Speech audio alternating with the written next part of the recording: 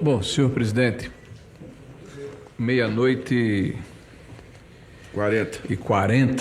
Agradecer aí a Vossa Excelência e aos meus pares a paciência, saudar o nosso convidado. Eu vou tentar aqui ser sucinto e ao final farei algumas perguntas. O nosso convidado é alguém que está há mais de 20 anos no INSS, né? Conhece bastante a forma como o INSS funciona e teve cargos relevantes no primeiro governo de Lula, no segundo, nos governos de Dilma. Participou da transição. Nessa participação da transição no grupo de trabalho, esteve ao lado da senhora Tônia Inocentini, que aqui já foi citada como uma das beneficiárias desse desvio de recursos feito pelo Sindinap.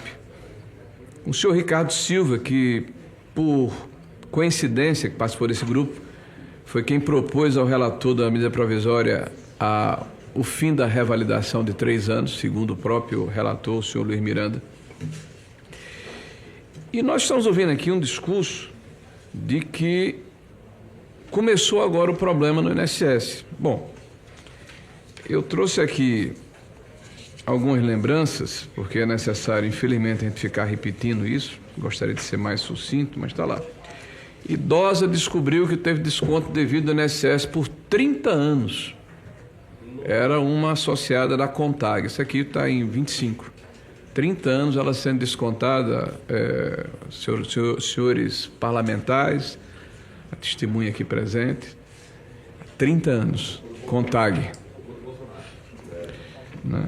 A contribuição compulsória de aposentados são descontados sem saber se sindicatos faturam milhões. Isso aqui é de 2010. Acho que é o governo de Lula, o segundo governo.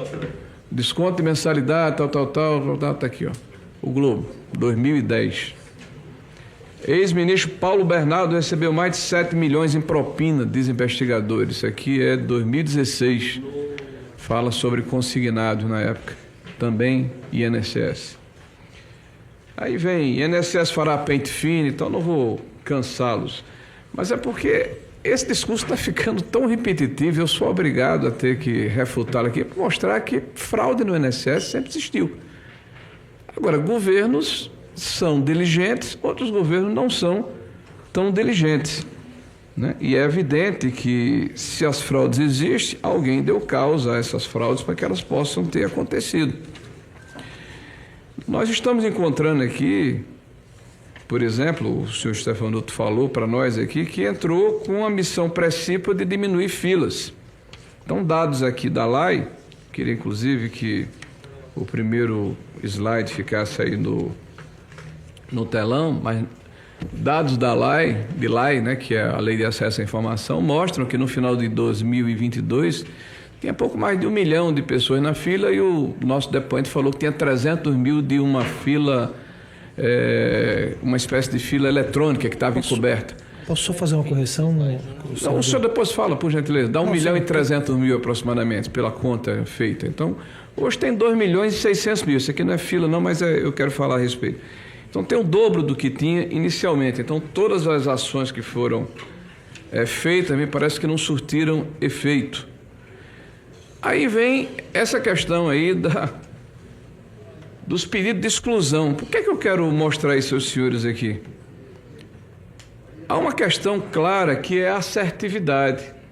Eu vi aqui um depoimento do senhor Stefanuto e eu fiquei muito atento ao depoimento que ele fez, onde ele fala que uma segurada fez um elogio à forma como o INSS tratou uma ação que ela tinha e que sempre demorava muito tempo, 15 dias ou 20 dias, a pessoa que tinha um câncer, depois verificou que não tinha câncer.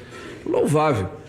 Ocorre, senhor Stefanuto, que 1,5 milhão de pessoas em 2024 reclamaram de descontos indevidos e não houve ação por parte do Ministério da Previdência, no caso específico do INSS. E aqui é importante colocar que o INSS realmente é uma autarquia, tem autonomia. Mas não no caso de Vossa Excelência, eu quero inclusive louvar a sua lealdade. Porque eu desconheço em algum momento da história, em 30 anos, em que o ministro da Previdência tenha tomado a atitude que o Lupe tomou, de trazer para ele todas as nomeações, inclusive os contratos acima de R$1 milhão. Vossa Excelência, na verdade, tinha que se reportar ao ministro da Previdência para nomear até uma telefonista. Isso não tem no histórico da Previdência ou do INSS um precedente ou uma jurisprudência. Foi um gesto bastante inusitado. E Vossa Excelência, Vossa Senhoria, está o tempo todo aqui muito correto defendendo o ministro Lupe e o governo. Então, é louvável o que Vossa Excelência está fazendo. Parece que não houve a mesma reciprocidade com Vossa Excelência. Então, está claro aqui que entre a forma como foi tratada a pessoa que elogiou e a que reclamou, uma diferença brutal. Depois, há uma outra questão que chama atenção, que é justamente essa questão das ACTs. Veja que até março de 2023, as ACTs determinavam, essa é uma cópia das ACTs que eram feitas, digitalizar em cópia digital legível e encaminhar ao INSS. Depois, com o senhor André Fidelis, acabou encaminhar ao INSS, abruptamente, né? E só em 24, se eu não estou enganado, houve, acho que março de 24, houve a IN 162, onde se substituiu justamente a forma como era feita anteriormente e se coloca aqui como se fosse uma coisa inusitada. Desde 1991 tem desconto associativo. E desse período, nobres pares, nós temos 18 anos de governo do Partido dos Trabalhadores. E parece até que as coisas aconteceram abruptamente apenas nessa forma e desta vez. Tá? Uma outra questão que eu quero chamar a atenção é o fato que Vossa Senhoria falou várias vezes aqui, de que não pôde ou não podia tomar uma decisão de suspender cautelarmente, até o relator falou, outros falaram, liminarmente uma ACT, porque tem que se cumprir a Constituição, dar amplo direito de defesa, evitar se tomar uma medida que fosse injusta. Ocorre que isso aconteceu em 2019 e 2020. 4 ACTs foram suspensas em 2019 e 4 em 2020 e uma suspensão.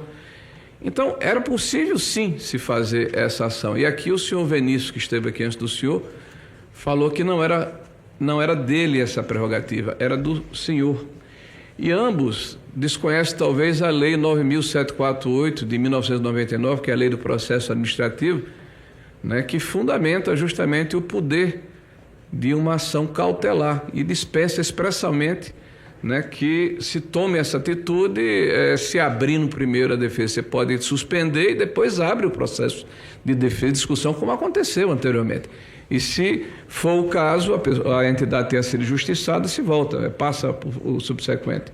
E veja, senhor Stefanuto, meu tempo está se exaurindo, mas veja, todas as ações que Vossa Senhoria disse que empreendeu, me parece que não surtiram efeito. Porque se você pegar o marco temporal que foi estabelecido por essa comissão, que é de 2015 até a presente data, nós temos 9 anos e meio antes da chegada do senhor, 46% do total dos recursos que foram despendidos, dá 4,7 bilhões. No curto período que o senhor foi presidente, um ano e 9 meses, são 5,4 bilhões de reais. No período que o senhor não estava lá, a média mensal nesses 9 anos e pouco são 45 milhões por mês. No período que o senhor estava lá, 246 milhões com picos de 400 milhões. A média mensal de filiados no período que antecedeu sua chegada foi de 2 milhões e 262 mil. No período que Vossa Excelência esteve lá foi mais de 6 milhões. Então são sinais muito claros de que alguma coisa estava errada, que alguma coisa não estava cheirando bem, que houve um descontrole no processo, né? E todos os sinais dados por Vossa Excelência e pelo grupo que Vossa Excelência comandou foi no sentido de procrastinar. Vossa Excelência explicou aqui uma série de medidas, mas me parece que não foram efetivas, né? Então, eu vou fazer aqui 2 perguntas, até para o senhor poder falar um pouco a respeito e fazer as suas considerações. O senhor afirmou que adotou diversas providências durante sua gestão, no sentido de coibir fraudes. Como é que explica esses números, né? Depois de todo o trabalho que Vossa Senhoria fez, né? E a segunda, eu o senhor responde as duas de uma vez, que são duas perguntas muito simples. Né? Uma coisa que me chamou a atenção é o fato de que o senhor Rodrigo Assunção, que é o presidente da Dataprev até hoje, deu uma entrevista, me parece que no dia 20 de junho de 2025, está aqui na Folha de São Paulo, onde ele afirma textualmente o seguinte, que o INSS deu comando para manter ativo o sistema mais vulnerável de descontos. E ele fala aqui, abre aspas, recebemos a ordem de manter aberto e continuar fazendo essas inscrições? Sim, havia demandas para inserção. E ele disse o seguinte, que conviveu com o sistema 6 meses, que estava operacional, segundo ele, desde setembro de 2024. Então ele faz uma afirmação aqui de que, na verdade, ele foi orientado a não implementar o que a própria IN 162 determinou, que é a substituição do modelo anterior pela biometria ou pela identificação facial. O senhor quer comentar, excelência? Sim. Senador, obrigado pela pergunta. Senador, quando o senhor fala dos dados de números de fila, respeitosamente, a fila hoje é eletrônica. Se ela tem 1, 2, 3, 4 milhões, não é o mais importante, mas sim o tempo médio para atendimento. Para o brasileiro, tanto faz se tem. É igual você chegar num restaurante e ele está cheio. Se o atendimento for bom e o preço bom, ótimo. Você chegar no restaurante, às vezes ele está vazio, mas o preço é caro e a comida é ruim. Então, a fila eletrônica, o problema não é o número, mas sim o número da quantitativo. Embora seja um número importante, ele não é um número dominante. O número dominante vai ser o tempo médio para concessão. Para aquele brasileiro que está em casa, entrou no meu INSS ou fez o pedido, ele quer saber com quanto tempo que volta para ele o benefício. Quando nós entramos no INSS, estava aproximadamente, em janeiro de 2023, quando o novo governo entrou, estava aproximadamente 80 dias. Nós chegamos a 34 dias. E isso é importante para as pessoas. É uma coisa muito comum todos acharem que o número da fila é importante e dominante. Ele é importante, mas ele não é dominante. E também, senador, nós, na época, o senhor aqui abriu a porteira, na época de 22, os atendimentos eram 700 mil, 600 mil por mês. Nós batemos mais de 1.200.000, 1.300.000. Eu não sei explicar exatamente por que aumentou tanto, mas nós tínhamos mais processos requeridos também. Isso quanto à fila. Quanto aos números que o senhor coloca também, é pegar um vetor e aí dizer dos resultados. Não deu tempo de ver os resultados. Tudo que nós fizemos e inauguramos no dia 1º de fevereiro daria os resultados esperados. Quer dizer que era a melhor solução? Não sei dizer. Mas era uma solução séria de gente compromissada. E quando o senhor fala da entrevista, desculpa, não sei se eu respondi completamente, mas quando o senhor fala da entrevista em relação ao que o presidente da Dataprev falou, não é verdade que em setembro estava entregue o sistema. Foi entregue um arremedo que não funcionava. Se tivesse sido entregue que funcionava, certamente nós não manteríamos. A nossa maior ansiedade naquele momento era que a Dataprev pudesse entregar o sistema funcionando. Não foi feito isso. Tanto é que foram feitas alterações até janeiro de 2025 relevantes para poder entrar em funcionamento. Então, eu não sei que circunstância o doutor Rodrigo disse isso, não sei qual que é a impressão que ele teve, que o presidente Rodrigo eu conheço, uma pessoa de boa fé, um gestor que sempre tentou nos atender, mas não é verdade que em setembro de 24 foi entregue esse sistema. Não é verdade isso. Ok. Senhor presidente, só pedir uma gentileza, Vossa Excelência. Eu queria usar o tempo dele, mas eu vou 3 minutos. Não se preocupe não, que não vou tentar não passar disso, só para fazer alguns posicionamentos aqui. Não vou me dirigir mais ao depoente, é uma outra questão. Pela liderança, senador Rogério Marinho. Senador Rogério Marinho, só não respondi do processo administrativo da lei, que acho que aí houve o esquecimento da LINDB, da Lei de Introdução ao Direito Brasileiro, que quando nós vamos aplicar uma cautelar ou coisa assim, lá tem requisitos bastante importantes e o gestor tem que saber o resultado da sua ação, o que vai acontecer. Então, nós hoje, o gestor anda apertado entre a Lei de Processo Administrativo e a LINDB. Desculpa, só para não ficar sem resposta. Ok. Eu peço desculpa aos demais parlamentares, mas é rápido aqui, eu vou tentar ser bem... Toda a sessão aqui, nós precisamos, infelizmente, repor algumas situações para que a narrativa não se imponha sobre a realidade. Então, primeiro, deixar claro, nenhum governo em 30 anos, aqui alguém que está mais de 20 anos no INSS, propôs revalidação de descontos associativos. Quem propôs foi o governo do presidente Bolsonaro, com a medida provisória 871. Ninguém propôs. Quem votou contra essa medida, inclusive contra esse dispositivo que foi colocado por aqueles que me antecederam, foi o Partido dos Trabalhadores, que votou contra toda a lei, né? E fez campanha contra, e foi para a rede social, e inclusive se ufanou de ter votado contra a lei. Várias medidas e várias emendas foram apresentadas nesse sentido durante todo o processo. Então isso está dentro dos anais da Câmara e do Senado da República. Então isso é um dado e me espanta que a mentira seja reapresentada insistentemente em todas as sessões e eu seja obrigado a ter esse tipo de posicionamento aqui. Eu lamento muito, mas infelizmente a repetição traz o conhecimento. Essa questão do LGPD, desculpe, dos dados que foram colocados, do artigo que foi vetado, já está dentro da LGPD, da proteção de dados. Então havia uma redundância, tá? Por isso que houve o veto. Há um discurso aqui de que os descontos associativos foram proibidos pelo atual governo. Não é verdade. Os descontos associativos, eles foram paralisados em função da ação judicial. E eu tenho dito aqui, essa é a 8ª ou 9ª reunião que eu digo aos senhores aqui presentes, já foi votado na Câmara o fim definitivo desses descontos associativos. Vamos votar no Senado. O PT ouve, faz o vídeo de mercador, faz o discurso aqui, diz uma coisa completamente diferente da prática, porque se houvesse a vontade de materializar essa intenção, amanhã tem sessão no Senado da República.